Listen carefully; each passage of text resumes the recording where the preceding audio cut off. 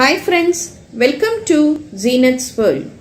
இன்னைக்கு நம்ம சேனல்ல நம்ம பண்ண போற ரெசிபி மஞ்சள் பூசணிக்காய் பொரியல். இது எப்படி ஈஸியா டேஸ்டா பண்றதுன்னு இன்னைக்கு நம்ம பாப்போம்.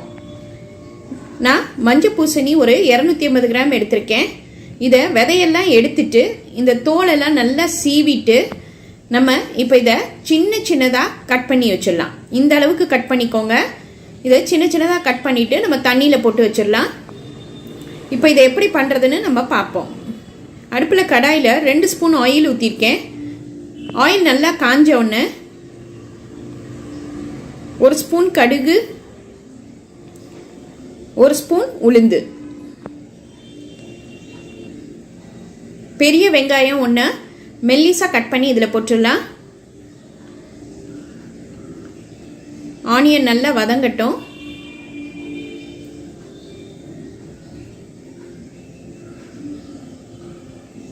கருவேப்பிலை கொஞ்சம் போட்டுக்கோங்க.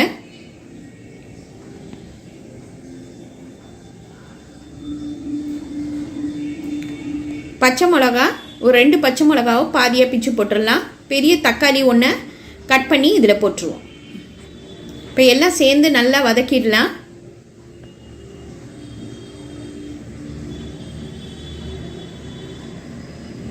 இஞ்சி பூண்டு பேஸ்ட் 1 ஸ்பூன், உப்பு தேவையான அளவு. இஞ்சி பூண்டு வாசனை பச்சை வாசனை போகிற வரைக்கும் நல்லா வதக்கிடலாம். இப்போ எல்லாம் சேர்ந்து நல்லா வதக்கிடுவோம்.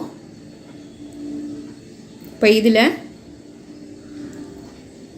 மஞ்சத்தூள் 1/2 ஸ்பூன், மிளகாய்த்தூள் 1 ஸ்பூன், சீரகத்தூள் 1/2 ஸ்பூன். மசாலாவை நல்லா வதக்கிடுவோம்.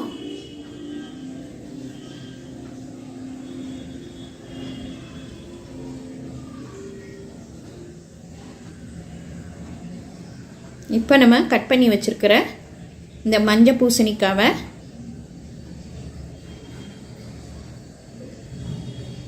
இந்த மசாலாவில் போட்டுடலாம்.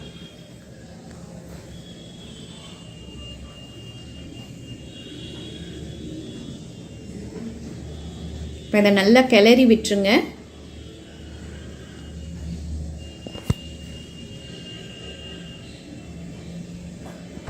வேகிறதுக்கு ஒரு நம்ம 1/2 கிளாஸ் தண்ணி ஊற்றிக்கலாம்.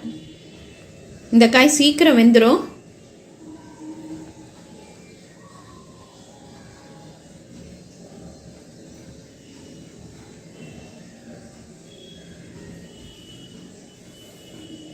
இப்போ நம்ம மூடி போட்டு ஒரு 10 நிமிஷம் நல்லா வேக விட்டுருவோம். பாருங்கள் நல்லா வெந்துருச்சு. அதில் கொஞ்சம் ஏற்கனவே தண்ணி விடும்.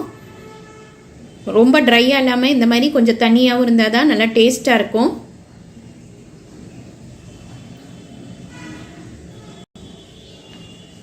இதில் ஃபைனலாக நம்ம வெல்லத்தை கொஞ்சம் ஆட் பண்ணணும்.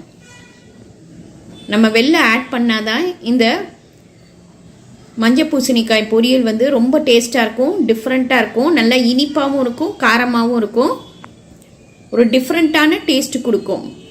ரைஸ் சப்பாத்திக்கெல்லாம் நம்ம இதை நல்லா தொட்டு சாப்பிட்லாம், ரொம்ப டேஸ்ட்டாக இருக்கும். கேரளாவில் இந்த மாதிரி தான் வெல்லம் போட்டு தான் பண்ணுவாங்க. ரொம்ப சூப்பராக இருக்கும். அவ்வளோதான், நம்மளோட பொரியல் ரெடி ஆயிடுச்சு. இது ரொம்ப ஈஸி. இன்றைக்கே இதை ட்ரை பண்ணி பாருங்கள். லைக் பண்ணுங்கள், ஷேர் பண்ணுங்கள், ப்ளீஸ் சப்ஸ்கிரைப் பண்ணுங்கள், உங்கள் கமெண்ட் எனக்கு அனுப்புங்க. தேங்க்யூ.